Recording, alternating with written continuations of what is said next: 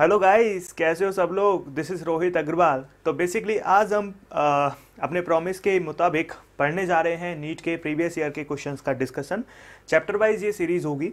सबसे पहले हम पढ़ेंगे यूनिट एंड मेजरमेंट, आप यहाँ देख सकते हो, ठीक है। तो बेसिकली हम क्या कैसे सिनेरियो हमारा होगा, इस हम जो है सारे क्वेश्चंस को एक एक करके देखते जाएंगे। ये फिलहाल नीट के लिए है, कोशिश करेंगे जेई के लिए भी और एम्स के लिए भी कोशिश करेंगे। तो फिलहाल हम जो है आगे बढ़ते हैं और नीट के लिए जो है आपका आज क्वेश्चन डिस्कशन करेंगे यूनिट एंड मेजरमेंट। आगे की जो सीरीज होंगी वो चैप्टर वाइज होंगी। इसके बाद काइनेमैटिक्स, इसी तरीके से आगे Newton's laws of motion, friction, work power energy, rotational motion, gravitation, उसके बाद हीट, फ्लूइड, है ना। इस तरीके से हम बढ़ते जाएंगे। फिर 12th में तो हम एंड तक पूरा सेमीकंडक्टर कम्युनिकेशन तक पूरा एंड करेंगे, ठीक है।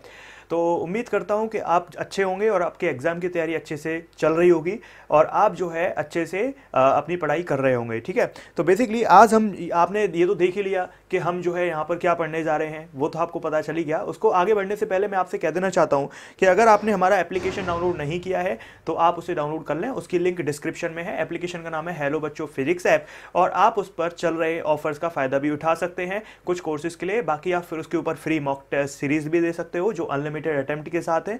साथ में आप फ्री क्रैश कोर्स उस पर पढ़ सकते हो जो अनलिमिटेड अटेम्प्ट के साथ हैं, ठीक है। चलिए, और आगे बढ़ने से पहले आपसे एक रिक्वेस्ट करना चाहता हूं कि अगर आप चाहते हैं सबकी हेल्प करना तो प्लीज़ इस वीडियो को शेयर कर दें, लाइक कर दें और मेरा भी कॉन्फिडेंस बढ़ाने के लिए इस वीडियो को प्लीज़ लाइक करें और अपने विचार, अपने कमेंट, अपने सजेशंस ज़रूर आप जो है कमेंट्स में लिखिएगा, ठीक है। और कुछ अच्छा लगे तो भी लिखिएगा, कुछ बेकार लगे तो भी लिखिएगा। लाइक ज़रूर करिएगा क्योंकि आप लाइक करेंगे तो एक एक लाइक आपका बहुत इंपॉर्टेंट है। आप शेयर करेंगे तो ज़्यादातर बच्चों तक पहुँचेगा तो हमें भी एक कॉन्फिडेंस आएगा और कुछ बेहतर आपके लिए करने के लिए। तो हम स्टार्ट करते हैं अपना यूनिट एंड मेजरमेंट का क्वेश्चन नंबर 1 जो हमारा नीट में सीरीज वाइज हम स्टार्ट करेंगे। 2018-17 से लेकर 2000 से पीछे तक जाने की कोशिश करेंगे। तो अभी हम क्वेश्चन नंबर 1 करेंगे और पहला क्वेश्चन करते हैं, ठीक है। यूनिट डायमेंशन और एरर के प्रीवियस ईयर में तो हमारा जो पहला क्वेश्चन है बेसिकली वो है आपका फिजिकल क्वांटिटी जिसके dimension of length that can be formed out of C G E square by 4 pi epsilon naught and universal. देखो यहाँ पर बेसिकली क्या है क्वेश्चन इतना सा है। ये हमारा आई थिंक नीट 2017 में आया था, ठीक है। तो यहाँ पर क्वेश्चन है कि आपके फिजिकल क्वांटिटीज़ हैं जिसकी डायमेंशन आपकी लेंथ के बराबर है, ठीक है। जो लेंथ की डायमेंशन होती है वही इस फिजिकल क्वांटिटीज की डायमेंशन है, ठीक है। तो इसका मतलब क्या है, लेंथ की डायमेंशन क्या होती है, m0 l t0। मतलब इस फिजिकल क्वांटिटी की जो डायमेंशन है वो आपकी क्या रहेगी, इस फिजिकल क्वांटिटी की डायमेंशन आपकी ये आनी चाहिए, सिर्फ l, है ना, ये आनी चाहिए। तो हम क्या करें, हम ऐसा करते हैं जो जितनी भी तीनों क्वांटिटीज है यहाँ पर, देखो पहली है c, दूसरी है g और तीसरी है E square by 4 pi epsilon nought. तो हम क्या करते हैं, इन तीनों क्वांटिटीज का सबसे पहले डायमेंशनल फॉर्मूला निकाल लेते हैं और उस डायमेंशनल फॉर्मूले को रख कर हम देख लेंगे चार ऑप्शंस में। या फिर दूसरा तरीका हम क्या करें, हमारा रिलेशन ऑफ होमोजेनिटी वाला तरीका लगा लें, relation between various physical quantities जो मैंने लेक्चर्स में बताया था, ठीक है, वैसा कर सकते हैं। पर इस क्वेश्चन के हिसाब से कौन सा तरीका बेस्ट है कि हम क्या करें, इनकी सबके डायमेंशनल फॉर्मूले निकाल लेते हैं और उनको मल्टीप्लाई या डिवाइड करके देख लेंगे कौन सा ऑप्शन मैच करेगा, ठीक है। अब यहां पर देखो c है स्पीड ऑफ लाइट और स्पीड ऑफ लाइट मतलब स्पीड, तो इसका क्या होता है lt-1। g है ग्रेविटेशनल कांस्टेंट। अब देखो हम जानते हैं ग्रेविटेशनल कांस्टेंट के बारे में कि हमारा जो फोर्स होता है वो होता है g m1 m2 upon r square. तो मतलब ग्रेविटेशनल कांस्टेंट का क्या हो जाएगा, f r square divided by m1 into m2, मतलब एक तरीके से मास का स्क्वायर। तो यहाँ पर फोर्स हो गया हमारा mlt-2, r का मतलब l की पावर 2 और m मतलब मास m की पावर 2। तो हमारा कितना आएगा ग्रेविटेशनल कांस्टेंट का डायमेंशनल फॉर्मूला, ये आएगा हमारा m, देखो एक m से एक m गया तो इधर आएगा हमारा m की पावर -1, ठीक है, l की पावर 3 और t की पावर -2। तो हमने क्या निकाल लिया, हमने जो है इसका g का निकाल लिया डायमेंशनल फॉर्मूला। अब अगर हमने g का भी पता चल गया हमें, अब इसका कितना होगा, देखो ये हमारा कौन सा है, f होता है हमारा 1/4 pi epsilon naught Q1 Q2 by R square. Electrostatics में पढ़ते हैं ना। अब यहाँ पर Q1 Q2 का मतलब क्या है, चार्ज। अगर दोनों ही इलेक्ट्रॉन ले लोगे, इलेक्ट्रॉनिक चार्ज के ले लोगे, एक मान लो चाहे एक प्रोटॉन है एक इलेक्ट्रॉन है, कुछ भी मान लो, तो यहाँ पर E इंटू ई मतलब ई स्क्वायर हो जाएगा। तो अगर मैं इसको थोड़ा सा इधर करूँ तो यहाँ पर आप देख सकते हो कि ये हमारा जो E square by 4 pi epsilon nought है, मतलब इतना इतना इसका कितना आ जाएगा, F dot r square E square by 4 pi epsilon nought का आ जाएगा एफ डॉट आर स्क्वायर। अब फोर्स होता है हमारा एम एल टी माइनस 2 और आर स्क्वायर मतलब एल का स्क्वायर, तो कितना आ गया ये एम एल की पावर 3 टी की पावर माइनस 2।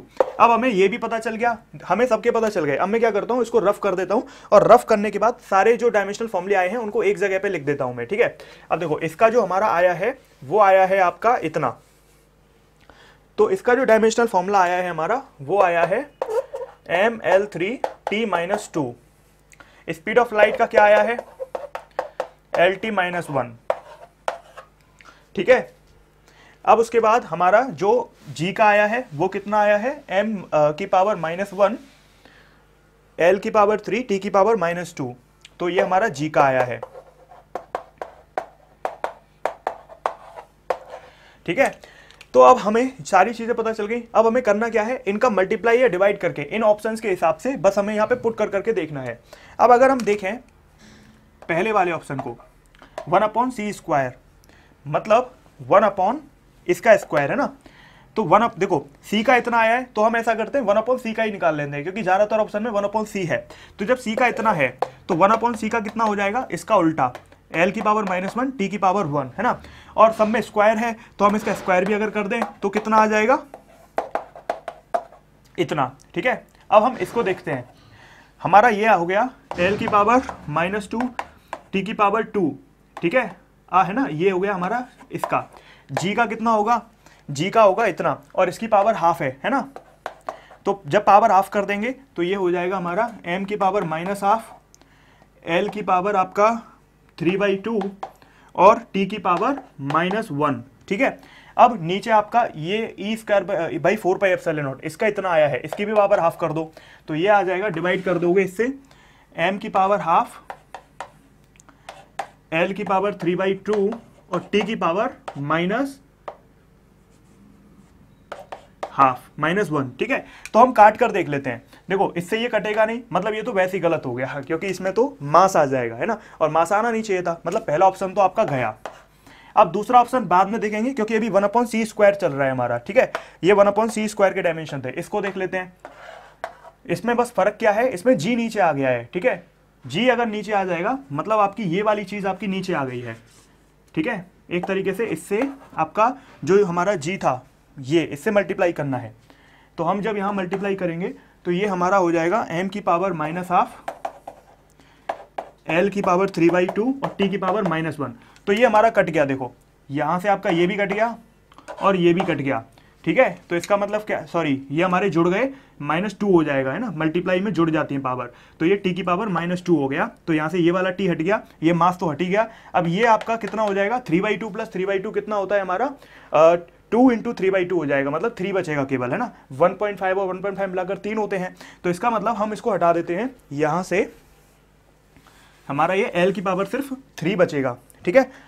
l की पावर आपका 3 बचा और t की पावर कितना बचा हमारा -2।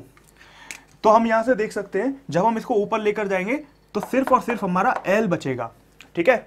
तो ये इस तरीके से हमारा यहाँ पर ये वाला आंसर होना चाहिए, ठीक है, क्योंकि हमारा जो आंसर आना चाहिए वो कितना आना चाहिए था l। अब आप कह रहे होंगे ये तो बहुत लेंथी हो गया, ये इसीलिए लेंथी हो गया क्योंकि मैंने आपको समझाया है, ठीक है, इसीलिए एक एक चीज मुझे लिखनी पड़ी। अगर आपको मान लो g का याद होता, ठीक है, वैसे तो इतने लेंथी क्वेश्चन आते नहीं है नीट में, लेकिन अगर आया भी है तो कोई दिक्कत वाली बात नहीं है। क्यों, क्योंकि देखो मैंने समझाया है, एक एक चीज लिखी है, इसलिए लेंथी हो गया। आप क्यों इतना लिखते, ठीक है, तो आप तो यहाँ पे सीधे सीधे लगाते चीजों को, स्क्वायर करते। मैंने ये सब क्यों, मैंने इसलिए लिखा है क्योंकि समझाना पड़ा है, मतलब समझाने के लिए लिखा है, तो इसीलिए सब लिखा है, इसीलिए आपको ऐसा लग रहा है लेंथी हो गया है, ठीक है। बाकी ऐसा कुछ नहीं है, थोड़ा सा लेंथी था भी तो उससे कोई फर्क नहीं पड़ता है, हर क्वेश्चन लेंथी नहीं आता है, कभी लेंथी आते हैं तो किसी और चैप्टर का ईजी आया होगा, हमेशा बैलेंस आता है पेपर, टेंशन लेने वाली बात नहीं है, ठीक है। अगर इसका लेंथी आ गया था तो हो सकता है किसी और चैप्टर का इजी आया होगा, और आए भी थे, ठीक है। चलो अब उसके बाद हम क्या करते हैं, अगला क्वेश्चन करते हैं, इसको रफ कर देते हैं। तो अब हम अगला क्वेश्चन करते हैं, ठीक है। तो नेक्स्ट क्वेश्चन हमारा क्या कहता है, if energy velocity and time, ठीक है, energy velocity and time are chosen as fundamental quantities then the dimensional formula of surface tension will be, ठीक है। तो आई थिंक ये हमारा अगला क्वेश्चन है, इससे पिछले वाला भी, हाँ अभी ये है, Planck's constant, speed of light and Newton's gravitational constant are 3 fundamental constant, which of the following combination has the dimension of length. ठीक है, तो ये हमारा अगला क्वेश्चन है। ठीक है, तो आपके पास अगर ये सारे क्वेश्चंस नहीं हैं तो आप पीडीएफ ले लेना, और उसके अलावा वैसे भी अगर आपके पास जो है कोई भी किताब है प्रीवियस ईयर के क्वेश्चंस की, तो आपको सारे क्वेश्चन से दिख ही रहे होंगे। ठीक है, तो यहाँ पर हमारा क्वेश्चन है Planck's constant speed of light. तो मैं ऐसा करता हूँ, पहले इस वाले हिस्से में कर लेते हैं, फिर रिमेनिंग उस वाले हिस्से में कर लेंगे। तो Planck's constant h, speed of light c and Newton's gravitational constant g।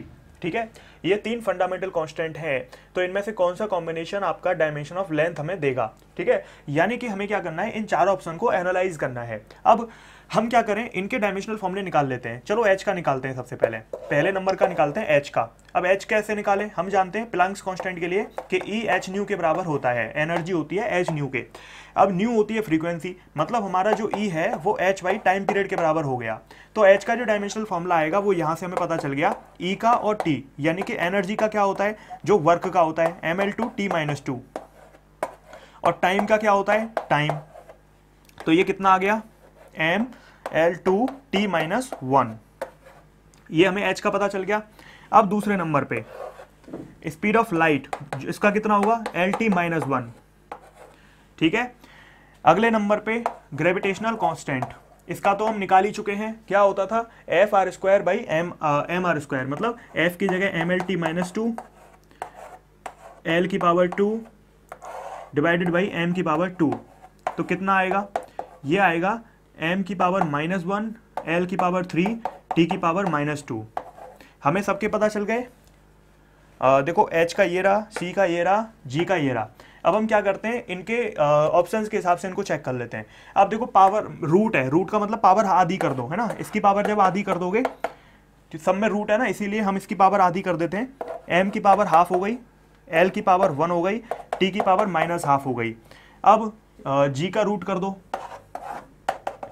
तो ये m की पावर -हाफ हो गई। ऐसा मैं इसलिए कर रहा हूं जिससे हम जब उधर वैल्यू रखें तो हमें पता चल जाए कि कौन सा कट के आंसर l देगा। अब हम वैल्यू रख देते हैं। ठीक है, तो रूट h की वैल्यू है हमारी m की पावर हाफ, l की पावर 1 और t की पावर -हाफ।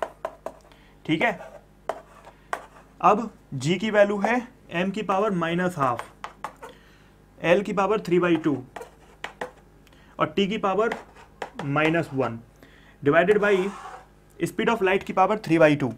अब स्पीड ऑफ लाइट की पावर 3/2 सब में है, 2 ऑप्शन में है, तो हम ऐसा करते हैं, यहाँ पर l की पावर 3/2 और t की पावर -3/2 आ जाएगी। तो ये हो जाएगा l की पावर 3/2, t की पावर -3/2। ठीक है, तो यहाँ पर आप देखोगे तो ये कट गया। ठीक है, और हमारा टाइम भी कट गया, दोनों को जोड़ोगे तो हमारा सिर्फ ये बचा, और इसको जब ऊपर लेकर जाएंगे तो क्या आंसर आएगा, एल आ जाएगा। इसका मतलब क्या है कि इस क्वेश्चन का आंसर हमारा पहला ही हो गया। ठीक है, तो यहां से हम देख सकते हैं कि जब भी हम चेक करेंगे ऑप्शंस को तो हमारा जनरली ऐसे क्वेश्चंस का जनरली आंसर ऊपर ही होने वाला है। ठीक है, क्योंकि एग्जामिनर ज्यादा टाइम वेस्ट नहीं करवाना चाहते कभी बच्चे का। हालांकि ऐसा जरूरी नहीं है कि पहला ही होगा, चौथा भी हो सकता था, पर उसमें कोई दिक्कत वाली बात नहीं थी, क्योंकि हमें ये सब तो पता चल ही गया था। हम इसको काट कर एक नेट रिजल्ट निकाल लेते। ठीक है, इसमें भी वही यूज करते और इसमें भी वही यूज करते, तो उस तरीके से भी कर सकते थे, ऑप्शन चेक कर लेते, उसमें कोई दिक्कत वाली बात थी नहीं। ठीक है, चलिए, तो ये हो गया। अब इसको रफ कर देते हैं और अगला क्वेश्चन करते हैं। ठीक है, आप अपनी जो भी आपके पास बुक हो प्रीवियस ईयर्स की, उसे साथ लेकर बैठ सकते हो, जिससे आप पता लगा सकते हो कि ये कौन सा क्वेश्चन चल रहा है, ये कौन सा चल रहा है। ठीक है, तो यहां पर आगे बढ़ते हैं। अगला क्वेश्चन है, if energy, velocity and time are chosen as fundamental quantities, the dimensional formula of surface tension will be. तो सरफेस टेंशन का डायमेंशनल फॉर्मूला हमारा क्या रहेगा, पहले हम इस वाले हिस्से में कर लेते हैं। देखो, सरफेस टेंशन जो होती है वैसे जनरली वो होती है force per unit length. Force मतलब mlt-2, लेंथ मतलब l से l गया तो आंसर आया mt-2। ये आया हमारा सरफेस टेंशन का फॉर्मूला। लेकिन इन्होंने पूछा है एनर्जी, वेलोसिटी और टाइम को अगर फंडामेंटल क्वांटिटीज ले लें, तो ये relation between various physical quantities वाला क्वेश्चन है। अगर आप गौर से देखें तो यहाँ पर हमारा हम कह सकते हैं कि ये जो सरफेस टेंशन आई है mt-2, ये डायरेक्टली प्रोपोर्शनल होनी चाहिए एनर्जी, वेलोसिटी और टाइम। ठीक है, इसकी पावर a मान लो, इसकी b मान लो, इसकी c मान लो। अब एनर्जी हमारी होती है ml2 t माइनस टू की पावर a, वेलोसिटी होती है की पावर b और टाइम होता है की पावर c। तो अगर हम यहां पर देखें और ये हमारा चल रहा है, ठीक है, तो अगर हम यहां पर देखें तो ये हमारा m को हम इधर ले लेते हैं, तो m की पावर है हमारी a और बाकी सबकी कोई पावर नहीं है। l की पावर है 2a और इसकी पावर है b और टाइम इसकी पावर है -2a minus B plus c, ठीक है। तो यहां से हो जाएगा mt की पावर -2। अब हमें क्या करना है, बस हमें इनको इक्वल कर देना है। m की पावर 1 है, इधर a है, यानी कि a की वैल्यू आपकी 1 आ गई, ठीक है। तो हमें पता चल गया a की वैल्यू 1। एक किसकी पावर थी, एनर्जी की। मतलब ऐसे कौन से ऑप्शन है जिसमें a की पावर 1 है, चौथा ऑप्शन तो हमारा गया है ना। बस a, b और c तीन ऐसे ऑप्शन है जिनमें a की वैल्यू 1 है। अब इसको सॉल्व करते हैं। 2a प्लस b किसके बराबर है, 0 के, क्योंकि उधर है ही नहीं कुछ। 2a प्लस b 0 के बराबर है, यानी कि a की वैल्यू 1 है तो b की वैल्यू -2 आ गई, ठीक है। मतलब वेलोसिटी की वैल्यू -2। ऐसे कौन से ऑप्शन है, यानी कि b गया, a बचा और c बचा। अब हमारा यहाँ पर जो टाइम पीरियड है, ठीक है, उसकी वैल्यू है -2a minus B plus c -2 के बराबर। तो -2a माइनस बी प्लस सी -2 के बराबर है। देखो हम कर क्या रहे हैं, हम बेस को सेम ले रहे हैं और पावर को इक्वल कर रहे हैं। अब हमारे b की वैल्यू -2 है, a की वैल्यू 1 है, तो ये तो -2 रह गया है ना। इधर -2 रखेंगे तो +2 हो जाएगा, तो हमारा ये गया। तो c की वैल्यू -2, क्या कौन सा ऐसा ऑप्शन है, ये रहा, तीसरा ऐसा ऑप्शन है, ठीक है। तो इस तरीके से हम यहाँ पर इस क्वेश्चन को कर सकते थे। आगे बढ़ते हैं, अगले क्वेश्चन को डिस्कस करते हैं, ठीक है। तो आप अपना जो भी किताब है आपके पास उसमें देखते जाइए क्वेश्चंस को, ठीक है, और उसके बाद आप जो है यहाँ सॉल्यूशंस देख ही रहे हैं। अगला क्वेश्चन है आपका, dimension of critical velocity of a liquid flowing through a tube are expressed as eta rho, और rho and r are the coefficient of viscosity of liquid, density of liquid and radius of the tube respectively, then the values of x, y, z। मुझे लगता है यहाँ पर question में थोड़ा सा कुछ मिसिंग हो गया है टाइपिंग में, ठीक है। तो इस क्वेश्चन को अभी हम देख लेंगे बाद में आकर, ठीक है। अगला देख लेते हैं। इसमें शायद कुछ ना कुछ मिस्टेक हो गई है, मतलब टाइपिंग में, पूरा क्वेश्चन नहीं है ये, ठीक है। If force, velocity and time are taken as fundamental unit then the dimension of mass, ठीक है। अब देखो यहाँ पर जो क्वेश्चन कहता है ये कुछ वैसा ही है जो अभी हमने किया है। मास के डायमेंशन क्या होंगे, देखो एक तो तरीका है कि हम ऐसा करें कि सीधे सीधे इनको सॉल्व करके देख लें और जो मास के बराबर आएगा वो आ जाएगा आंसर, ठीक है। एक तो वो तरीका है। दूसरा तरीका क्या है, दूसरा तरीका ये भी है कि हम क्या करें कि अभी वाला तरीका अपना लें, पर मुझे लगता है फोर्स, वेलोसिटी और टाइम को डील करना वैसे ज़्यादा आसान है ऑप्शन के हिसाब से। तो पहला ऑप्शन है एफ वी टी की पावर -1, ठीक है। तो फोर्स का एम एल टी -2 होता है, वेलोसिटी का एल टी -1 होता है और टाइम की पावर -1 दिया गया है। तो हमें देखना है क्या यहाँ पर ऐसा हो सकता है कि इस पूरे का आंसर मास के बराबर आए। क्या सब कट रहे हैं, नहीं कट रहे हैं, इसका मतलब पहला ऑप्शन नहीं हो सकता क्योंकि एल और एल नहीं कट पा रहे हैं। अब इधर देखो ये हो जाएगा हमारा, इधर टी की पावर सिर्फ -2 है तो ये भी नहीं हो सकता। इसको देखो ये हो जाएगा एम एल टी -2 और v की पावर -1 है, मतलब इसकी पावर -1 कर दोगे तो l की पावर -1 और t की पावर आपका 1 हो गया और t की पावर -1। तो क्या ये कट रहा है, आप अगर देखें तो l से ये कट गया, इससे t -2 है, इससे ये कट गया, लेकिन ये अभी भी नहीं कटा। तो फिर कौन सा ऑप्शन बचेगा, चौथा वाला, ठीक है। इस तरीके से हम ऐसे क्वेश्चंस को सॉल्व कर सकते हैं। आगे बढ़ते हैं। अगला है आपका, in an experiment 4 quantities A B C D are measured with percentage error इतना इतना इतना। Quantity P is calculated as, आपका यहाँ पे दिया गया है। देखो इस क्वेश्चन में जैसे ये दिया गया है ना, उस क्वेश्चन में कुछ टाइपिंग एरर थी जो मिस था, अभी उसको देख लेंगे बाद में क्या था वो। तो हमारा यहाँ पर दिया गया है एरर इन पी, हमारी जो पी है वो दी गई है ए की पावर 3, बी की पावर 2, सी डी परसेंटेज में आपका। तो यहाँ पर ए बी सी डी ये आपके परसेंटेज एरर है, 1%, 2%, 3%, 4%।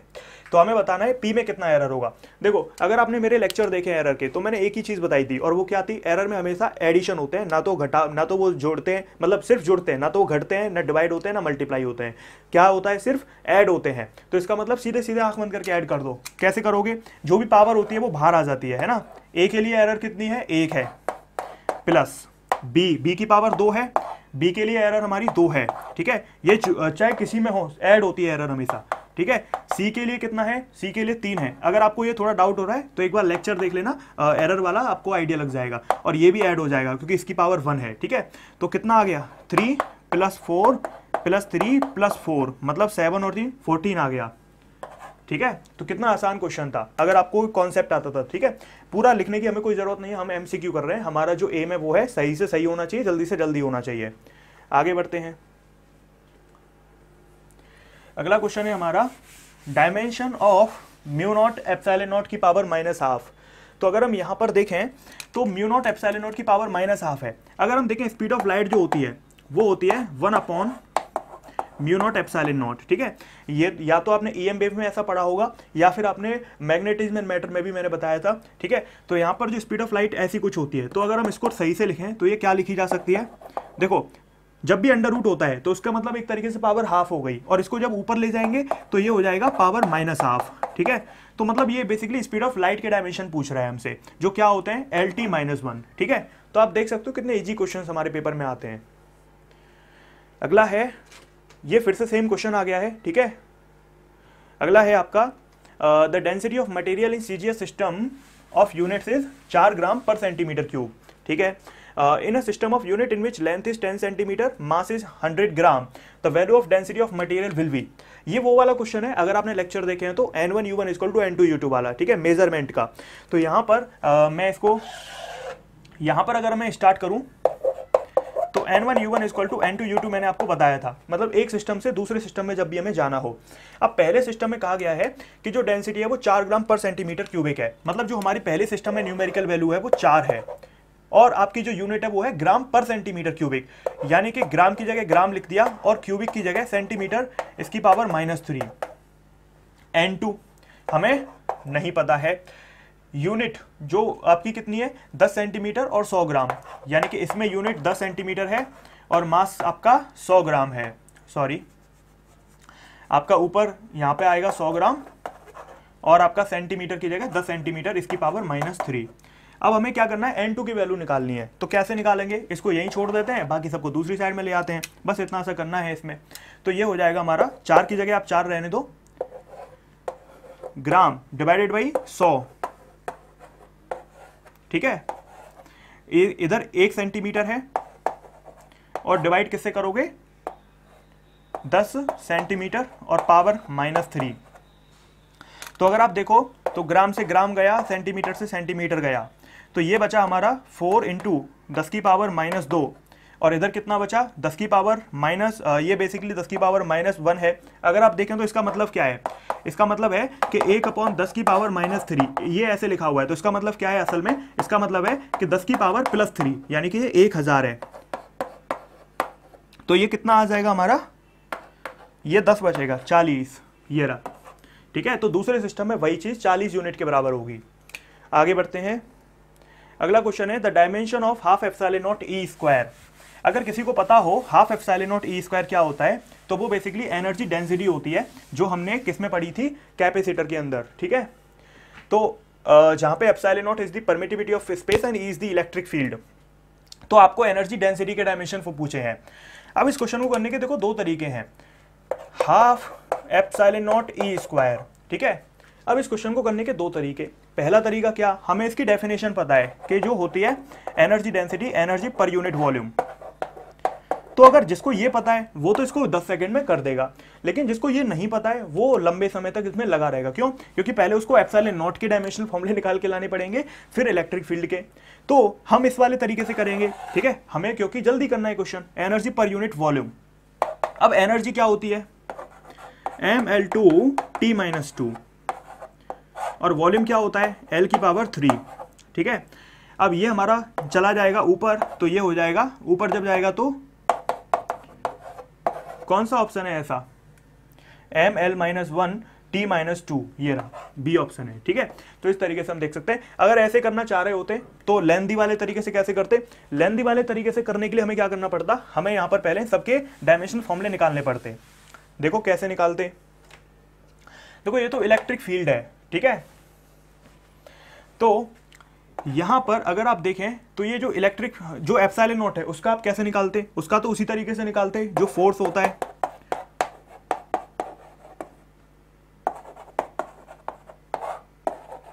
यहाँ से एप्सिलॉन नॉट का निकल के आता है, ये तो कांस्टेंट है तो इसकी तो कोई वैल्यू नहीं है, यानी कि F R square upon Q1 Q2 करते।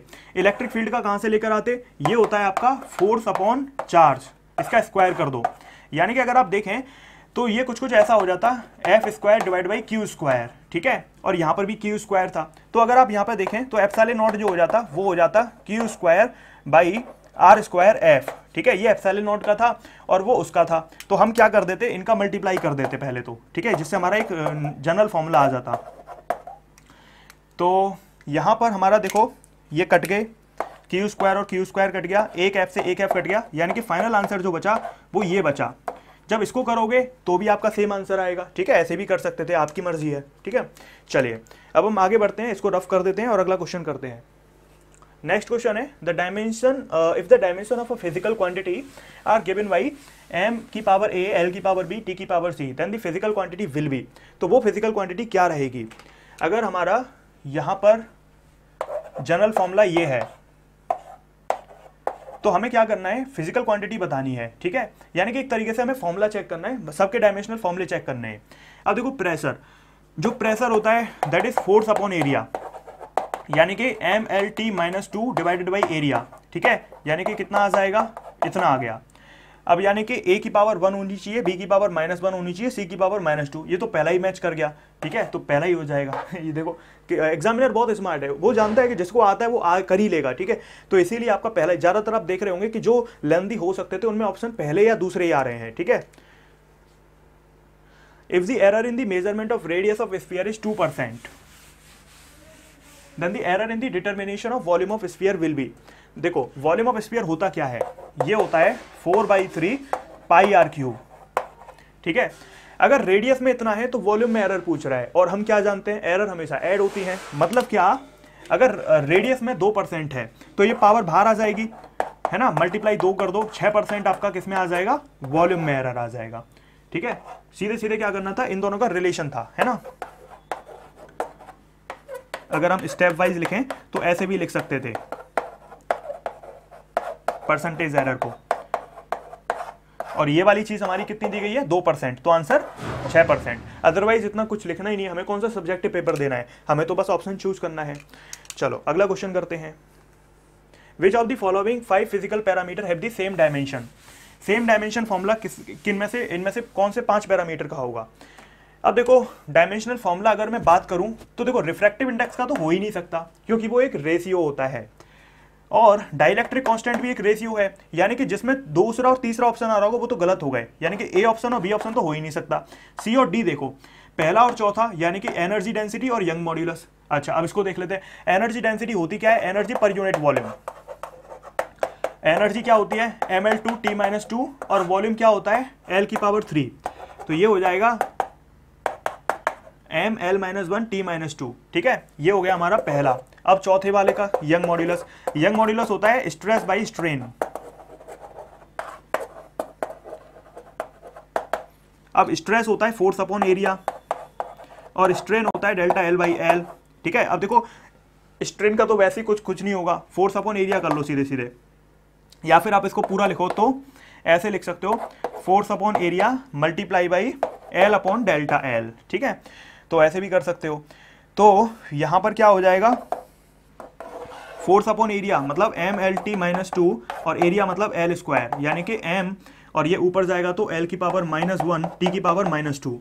देखो सेम आ रहे हैं एनर्जी डेंसिटी और इसका, यानी कि पहला और चौथा जिसमें है, यानी कि ये वाला सी ऑप्शन सही है, ठीक है, हमें अगले की तो जरूरत ही नहीं पड़ी। तो अभी हम अगला क्वेश्चन करेंगे, ठीक है ना। तो उम्मीद है कि आप लोगों को ये सब कुछ समझ में आ रहा होगा। तो नेक्स्ट क्वेश्चन जो है हमारा वो है the velocity v of a particle is given in terms of the time by the relation v = at + b t + c। अगर आपको ये नहीं दिख रहा हो तो मैं आपको थोड़ा सा जो है बता देता हूँ क्या लिखा हुआ है, ठीक है, वो है वेलोसिटी हमारी at + b/t + c दी गई है। The dimension of A B C, आपसे पूछा है कि ए बी और सी का डायमेंशन क्या है। अगर आपने लेक्चर्स पढ़े हैं तो मैंने उसके अंदर बताया था, क्या बताया था, मैंने उसके अंदर बताया था प्रिंसिपल ऑफ होमोजेनिटी। मतलब एक जैसी चीज़ में, जैसे मैंने बताया था कि एक मैंगो में आप मैंगो ही जोड़ सकते हो, ठीक है, एक मैंगो में मैंगो ही जोड़ सकते हो, तो आपको ऐसा नहीं कह सकते कि एक मैंगो में एक एप्पल जोड़ा तो आपको मैंगो मिल गया, ऐसा नहीं हो सकता। एक सेब में एक आम जोड़ के आप थोड़ी ना दो आम कह दोगे, आप एक आम में एक दूसरा आम ही जोड़कर दो आम बना सकते हो। तो यहाँ पर इसका मतलब ये होता है, अगर हम यहाँ पे रिलेट करें फिजिक्स के टर्म में, कि अगर आप वेलोसिटी को at plus b upon t plus c कर रहे हो तो इसका मतलब ये रहा होगा कि ये जो at है ये भी वेलोसिटी रही होगी, मतलब इसके भी डायमेंशनल फॉर्मूले उसके बराबर रहे होंगे, और ये जो पूरा है उसका भी डायमेंशनल फॉर्मूला वेलोसिटी के बराबर रहा होगा। अब ए बी और सी, आखिर कौन सा ऑप्शन इसमें से सही हो सकता है? तो अगर हम at की बात करें तो उसका डायमेंशनल फॉर्मूला वेलोसिटी मतलब lt माइनस 1, ठीक है। तो a का कितना आ जाएगा, t4 होता है टाइम, जब टाइम उधर जाएगा अपॉन में तो वो ऊपर जाएगा तो lt माइनस 2 हो जाएगा, ठीक है। तो इस तरीके से आप देख सकते हो lt माइनस 2 यहाँ पर हो जाएगा, ओके। तो ये हमारा जो a है वो हो गया lt माइनस 2। तो आई होप आपको ये समझ में आया होगा, ठीक है।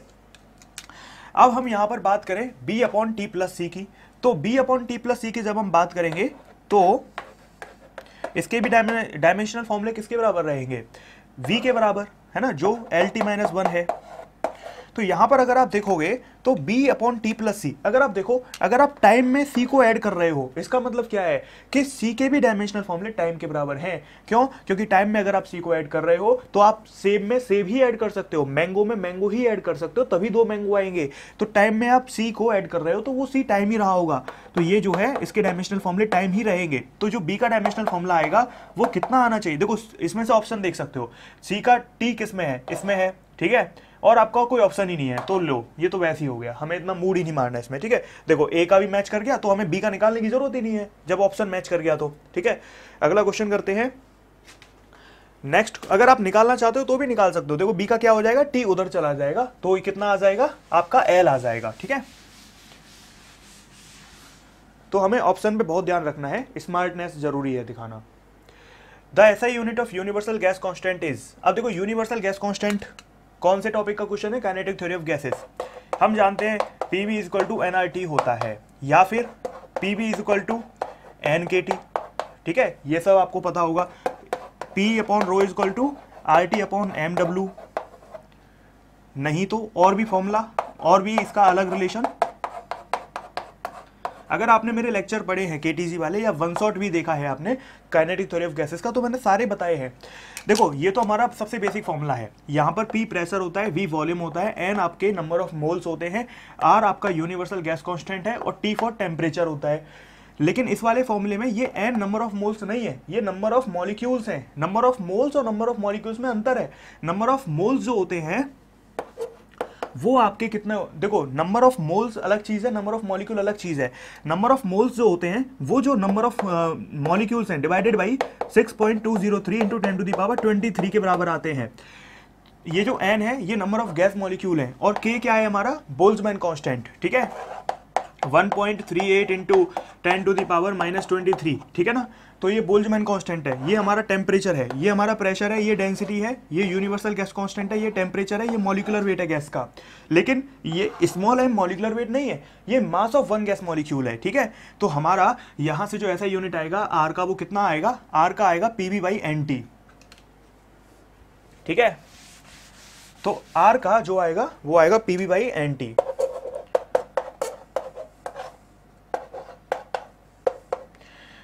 तो प्रेशर PV/NT, तो अब यहां से निकाल लीजिए यूनिट, P है हमारा प्रेशर, और प्रेशर के बारे में हम जानते हैं फोर्स अपॉन एरिया, ठीक है, ऐसे भी ले सकते हैं।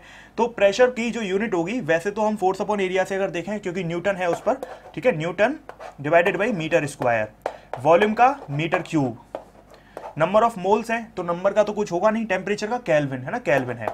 तो देखो क्या यूनिट होगी, न्यूटन पर केल्विन, और आपका मोल इनवर्स तो होगा ही, और साथ में 1 मीटर भी गया, ठीक है। तो यहां पर अगर आप देखो तो ये हमारी जो यूनिट आ जाएगी वो क्या आ जाएगी। अच्छा अब देखो हमारी जो कितनी बची, अब देखो अगर हम यहाँ पे, तो ये बचा न्यूटन, इधर मीटर बचा, डिवाइडेड बाई केल्विन बचा, और आपका मोल बचा, है ना। तो इसका मतलब क्या है कि कौन कौन से ऑप्शन नहीं हो सकते। देखो ये सारे ऑप्शन हो सकते हैं, सब में ये दोनों चीज माइनस में है, ठीक है। अब न्यूटन और मीटर, न्यूटन इंटू मीटर क्या होता है ये हमें डिसाइड करना पड़ेगा। तो देखो क्या वॉट होता है, जो हमारी जो पोटेंशियल होता है, क्या वो न्यूटन इंटू मीटर होता है। न्यूटन इंटू मीटर का एक तरीके से आप पता क्या कर रहे हो, आप जो है फोर्स में आर का मल्टीप्लाई कर रहे हो, या तो ये टॉर्क हो गया या वर्क हो गया, ठीक है, क्योंकि फोर्स इंटू डिस्प्लेसमेंट वर्क होता है, तो इसका मतलब ये जूल है ना। तो ये हमारा क्या हो जाएगा आपका जूल पर केल्विन पर मोल, ठीक है। तो इस तरीके से, अच्छा अर्ग वाला नहीं हो सकता, क्यों, क्योंकि ये हमारा केल्विन है और केल्विन मतलब ऐसा ही यूनिट है, तो इसका मतलब ये नहीं हो सकता, ये सीजीएस यूनिट हो गई, न्यूटन पर केल्विन पर मोल। अब न्यूटन देखो मीटर साथ में है फिर, तो इसका मतलब ये भी नहीं हो सकता।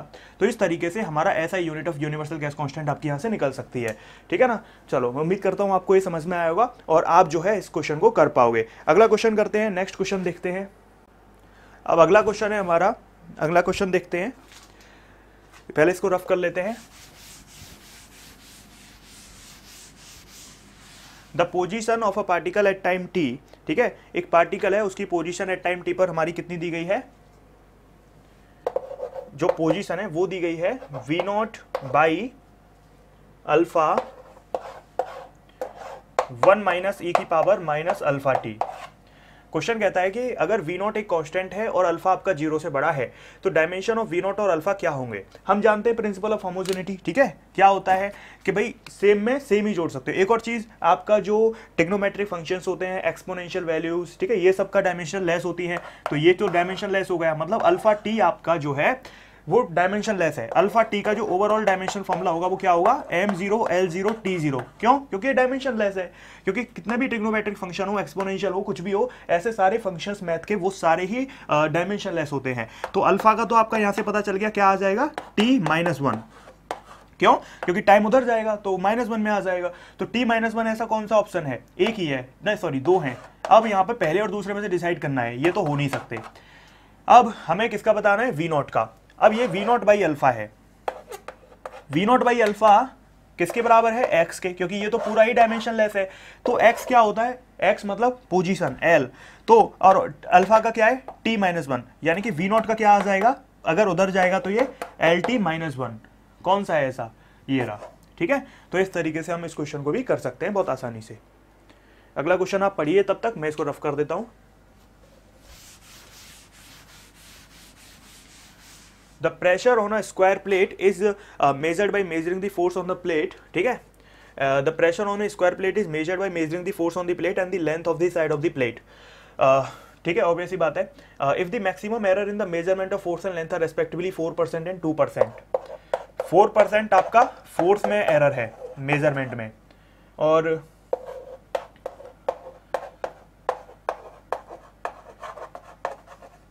लेंथ में है, तो maximum error in the measurement of pressure is. तो आपको बताना है कि मैक्सिमम एरर क्या होगी प्रेशर के मेजरमेंट में, ठीक है। तो प्रेशर के मेजरमेंट में आपको मैक्सिमम एरर बतानी है, तो क्या होगी हमारी मैक्सिमम एरर प्रेशर के मेजरमेंट में। प्रेशर होता है आपका फोर्स पर यूनिट एरिया, ठीक है। तो अब देखो हम जानते हैं जो फोर्स होता है, एरिया क्या होगा किसी भी स्क्वायर प्लेट का, साइड का स्क्वायर, अगर साइड एल है तो उसका स्क्वायर, यानी कि एरर में हमेशा हर चीज ऐड होती है, हम जानते हैं, तो इसको तो सॉल्व करने की भी जरूरत नहीं है। फोर्स में हमारा 4% है ना, प्लस ये आपकी ट्वाइस ऑफ एल, एल में कितनी है 2%, तो कितना आ गया 8, ये रहा, ठीक है। समझ गया ना कैसे, देखो मैं पूरा करके दिखा देता हूँ। हमें इसमें एरर निकालनी है प्रेशर में, है ना, तो देखो delta P upon P into 100, ये परसेंटेज एरर आ गई हमारी प्रेशर में, किसके बराबर होगी, delta F upon F into 100 plus, क्योंकि एरर हमेशा ऐड होती है, हालांकि प्लस माइनस लिख सकते हो पर एरर हमेशा ऐड होंगी, तो ये हो जाएगा 2, जो पावर होती है वो बाहर आ जाती है, delta L upon L into 100। तो यहां से हमने इसकी वैल्यू रख दी, इसकी तो निकालनी थी, इसकी वैल्यू दी गई थी 4, इसकी वैल्यू दी गई थी 2, ठीक है ना। अगला क्वेश्चन आप तब तक पढ़ो, मैं इसको रफ कर देता हूं, आप करने की कोशिश कर लो साथ साथ में, आपके पास किताब तो होगी ही, कोई भी किताब हो प्रीवियस ईयर की, सब में एक ही बात है, वो सारे क्वेश्चन ही सेम है। Dimensional formula of the relative density, ये तो डायमेंशन लेस होगा, क्योंकि रिलेटिव डेंसिटी क्या होता है, अगर आपने फ्लूइड मैकेनिक्स का वन शॉट रिवीजन भी देखा है तो वहां भी बताया था, जो रिलेटिव डेंसिटी होती है वो होती है कि किसी भी देखो वो होती है कि density of water at 4 degree Celsius, क्योंकि वहां मैक्सिमम है, और जो भी सब्सटेंस है उसकी, ठीक है। मतलब रिलेटिव का मतलब क्या है कि आप किसी के रिलेट करके निकाल रहे हो, किसके रिलेट, वाटर के रिलेट करके, ठीक है। तो ये डायमेंशन लेस होती है क्योंकि रेशियो है। अगला करो, which physical quantity have the same dimension. अब बस आपको थोड़ा सा फॉर्मूले वाला क्वेश्चन है ये तो, ठीक है। तो कौन सी फिजिकल क्वांटिटी है जिसकी सेम डायमेंशन होगी?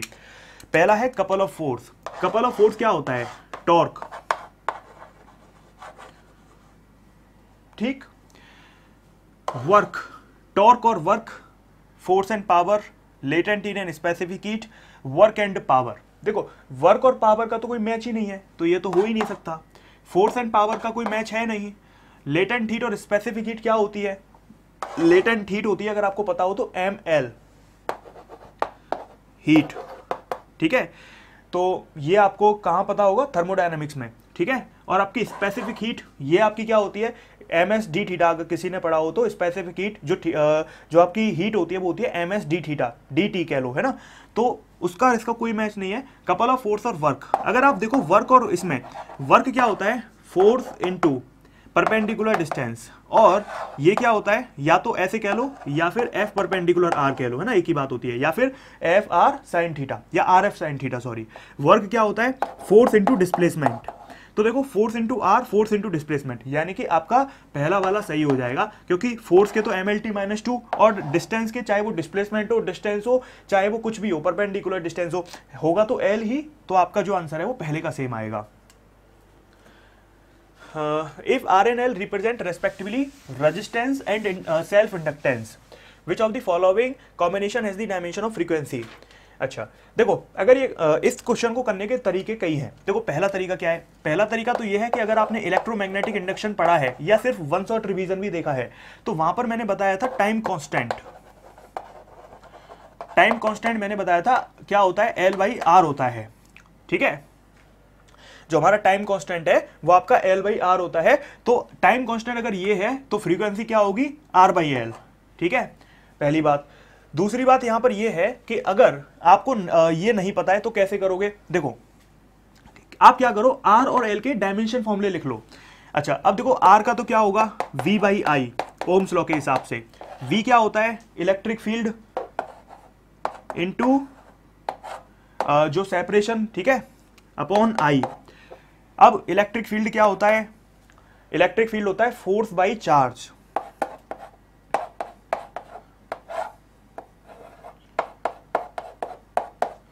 सारे डायमेंशनल फॉर्मूले लिख दो। mlt-2, d का L, Q क्या है हमारा? चार्ज। चार्ज क्या होता है आपका? देखो करंट होता है चार्ज पर यूनिट टाइम, तो चार्ज होगा करंट इंटू टाइम, मतलब एक तरीके से एम्पियर इंटू, और करंट का एम्पियर। तो आप यहां से देखोगे तो हमारा कितना आंसर आ जाएगा? ml/2 और t ऊपर चला जाएगा तो t की पावर -3 और a की पावर -2, ठीक है। और ऐसे ही आप किसका निकाल लो? इंडक्टेंस का। तो हम जानते हैं जो हमारा फाई होता है वो Li के बराबर होता है ना। फ्लक्स जो होता है वो Li के बराबर होता है, L मतलब इंडक्टेंस। तो फ्लक्स होता क्या है? B इंटू A, है ना, magnetic field into area equal to Li। तो L का निकालना है तो BA/I कर दो। मैग्नेटिक फील्ड क्या होता है? अगर आपको देखो मैग्नेटिक फील्ड का कभी भी निकालना है ना, तो आपको नॉर्मल वाले बायो-सैवर्ट लॉ से नहीं निकालना है। आपको निकालना है कि जब आप ऐसे मान लो एक करंट कैरिंग लूप को आपने मैग्नेटिक फील्ड में रख दिया, तो वहां पर जो फोर्स होता था BIL, ठीक है, वो आपको यूज करना है। तो यहां पर हमारा ये जो L है वो सेल्फ इंडक्टेंस है। मैं इसको रफ कर देता हूं। तो जो L है वो सेल्फ इंडक्टेंस है। मैग्नेटिक फील्ड हो गया F/IL, ये लेंथ है, ये सेल्फ इंडक्टेंस है। एरिया मतलब L का स्क्वायर इंटू I मतलब वही करंट।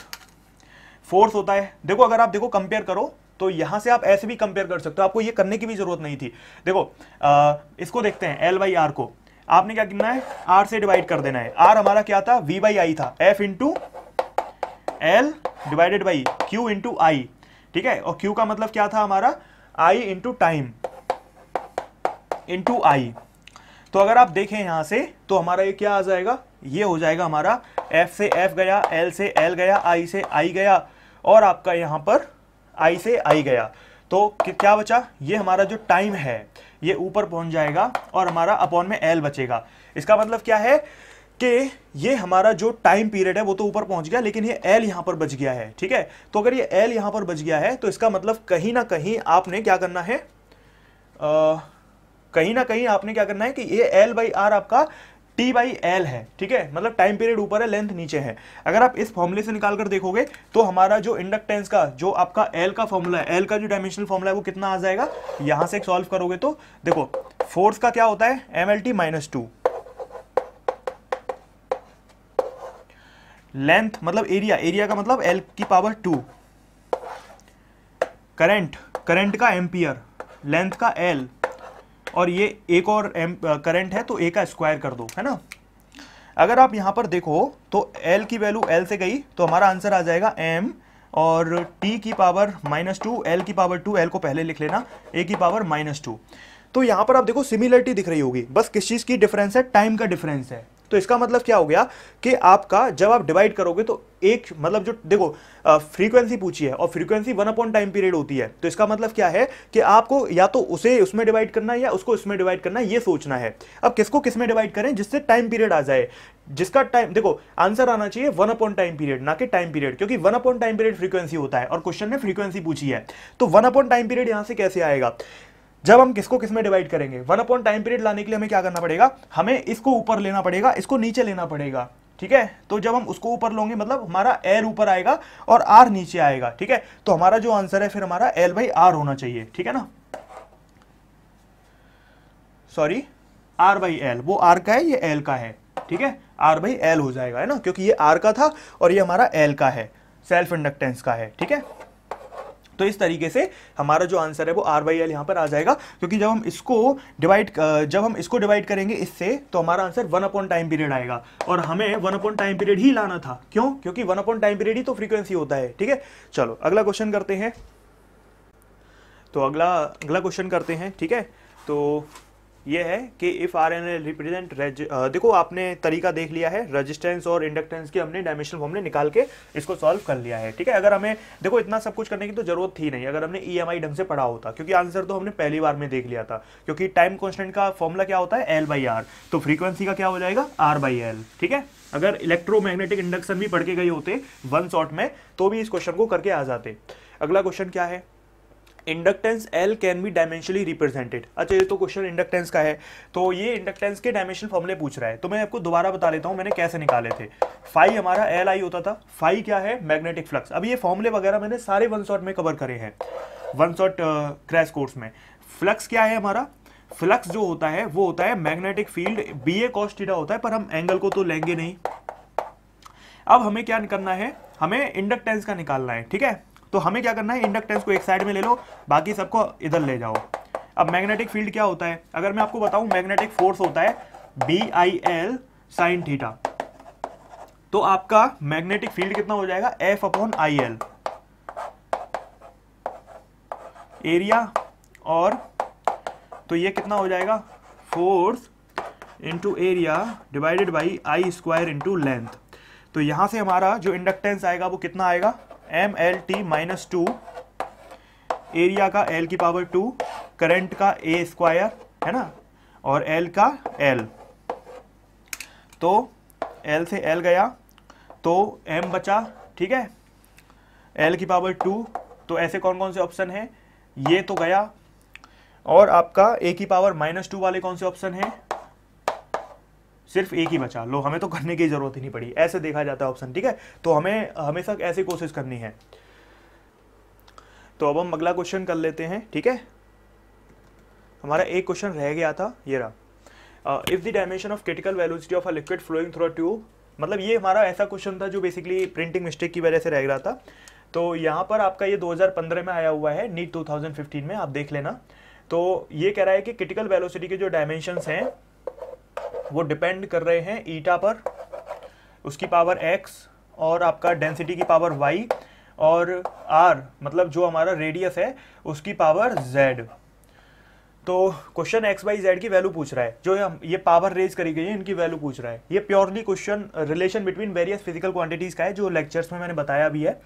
तो ये जो VC होता है इसका मतलब क्या होता है, क्रिटिकल वेलोसिटी, और क्रिटिकल वेलोसिटी होती है LT माइनस 1। वेलोसिटी कोई भी हो उसके डायमेंशनल फॉर्मूले हमेशा LT माइनस 1 रहने वाले हैं।